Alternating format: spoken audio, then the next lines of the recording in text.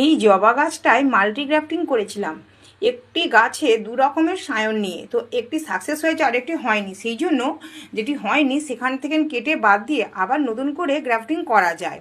আমি এইরকম অনেক করেছি, যেগুলো হয় না সেগুলোকে নতুন করে কেটে বাদ দিয়ে আবার নতুন করে গ্রাফটিং করি, এর ফলে গ্রাফটিংটা সাকসেস হয়ে যায়।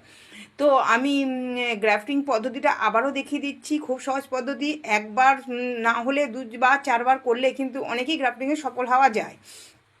তো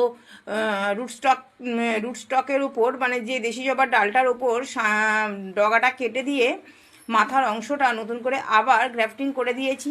গ্রাফটিংটা নরম পলিথিন দিয়ে ভালো করে বেঁধে দিয়েছি, আর ভালো করে বেঁধে দেওয়ার পর উপরে পলিথিন দিয়ে ঢাকা দিয়ে ছাওয়া জায়গায় রেখে দেবো। এখানে নতুন নতুন যখন পাতা ছাড়বে তখন উপরে পলিথিনটা খুলে দেব, আর এই বাঁধনটা খুলবো 1.5 থেকে 2 মাস পর।